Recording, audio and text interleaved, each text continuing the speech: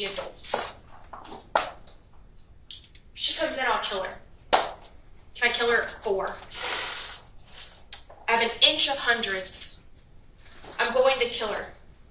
On and on and on and on and on. Mr. Agnew just said that they killed her because they wanted to be adults. They didn't kill her to rob her. Don't take my word for it. Take Uriah's. I go in, threaten to get any and every phone. He did that.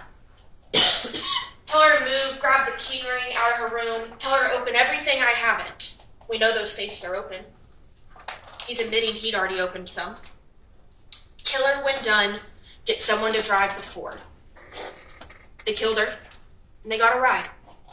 To say that Tammy King is dead because she had to be a mom and they wanted to be adults is so disrespectful to Tammy King's life.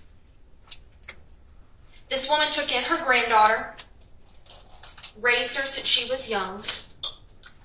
It does not matter what happened to make Tara King be living with Tammy King. Families have different situations all the time.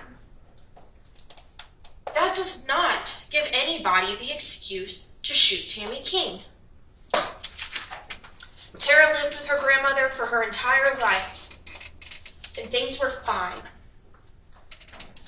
Where it went south, where I told you that that young love turned into something dark, was when that man came into her life. He is young. He is 18 years old. But in this country, that makes you a man. He is an adult. That thing that his defense says he wants to be, he is. And he has to face the repercussions of his decisions that he made as an adult. This was a thought-out plan.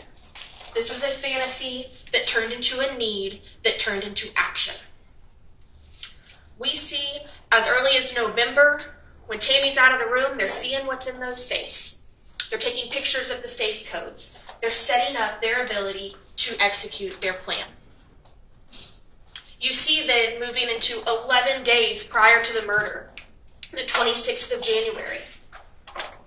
They start talking. This is what we need to do. We need to kill her. We need to rob her.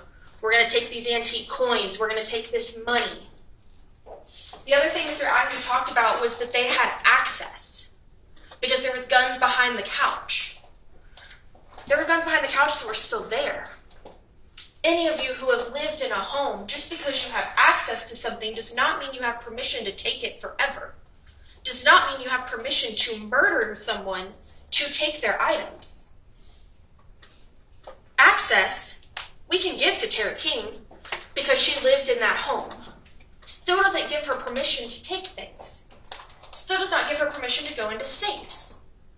You know who didn't have permission to live in that home? The man squatting under a desk in a teenage girl's bedroom, peeing in urine bottles to hide from the owner of the home. That's not access. That's squatting and robbery. You saw as it got further in time that yes, Tara and Uriah started utilizing drugs. They hated Tammy King. Hated her. That is not an excuse for murder. That is not an excuse for robbery. You saw through the Cash App returns that Detective Scott testified to that Tammy actually gave any money that Tara needed to her. If she requested something, she got it. Taco Bell, a phone case. That didn't mean she got the $10,000 that her late grandfather had left her. It was an inheritance. She had to wait. This was impatience and greed. You saw the firearms. These are not run-of-the-mill cheap firearms. These were nice firearms. You heard Detective Hudson testify to they were expensive firearms. They were valuable. They knew they were valuable, and you can see that from their messages offering to sell them to people. That was a cash value for them. We'll give you $1,000 or guns for a ride. We'll give you guns or $300 to stay the night. And as those 11 days leading up to February 5th came, you see their plan get more and more substance. You see Tara say, we need a few days and a stable plan. I want to pack. And yes, she wanted to pack her stuffed animals, but they also wanted to pack the guns and the cash and the antique coins and their methamphetamine. They wanted to pack all kinds of stuff. Her wanting to pack stuffed animals does not absolve them. As those days moved closer, you see Uriah begin begging to commit this plan. It stopped being a fantasy. It stopped being a desire. 3 days before, I went to watch a 5.56 shred through someone's skin in slow-mo. He only had to wait 2 days to watch that come to reality. When he picked up the 5.56, and he pointed it at Tammy King's head, and he pulled the trigger. He made his fantasies reality. We get closer. I'm going to kill her. I hope I get an excuse to kill her today. Can I kill her at 4? Let's do it at 5. We're going at 7. We ride at dawn. This was planned. This was intentional. As Mr. Reinhardt told you, the order in which these things happened doesn't change that they happened.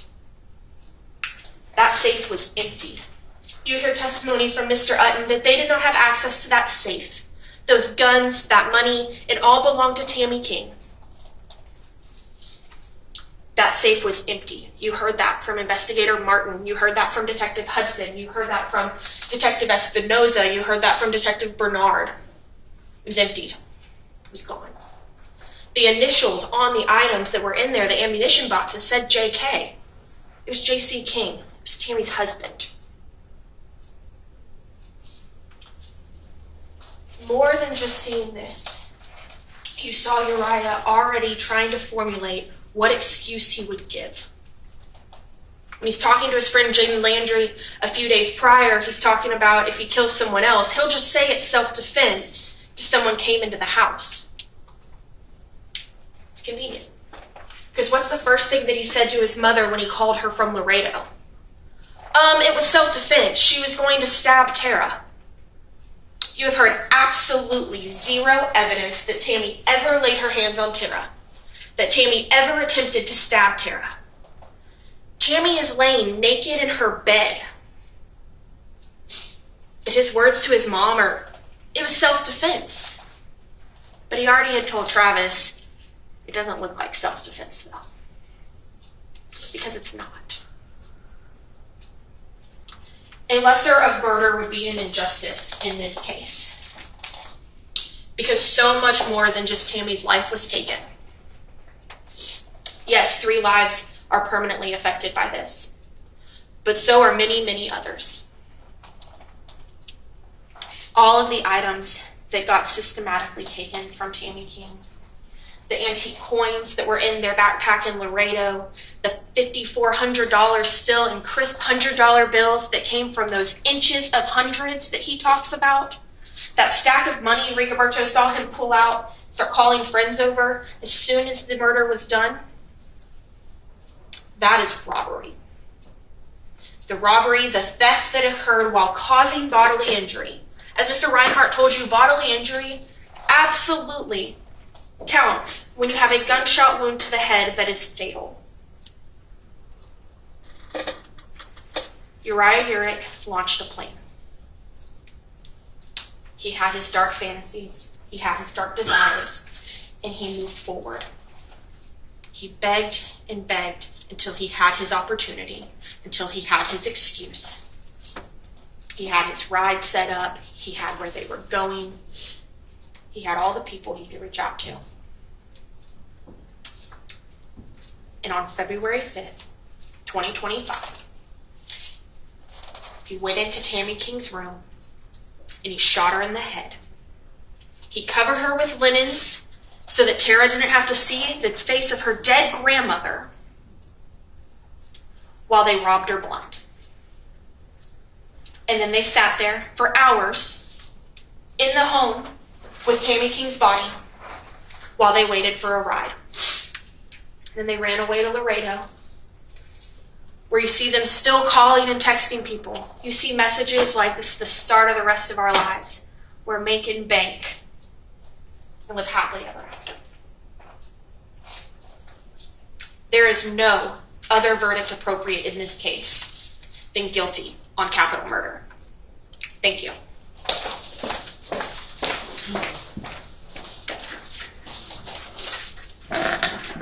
So at this point, you have heard all of the evidence.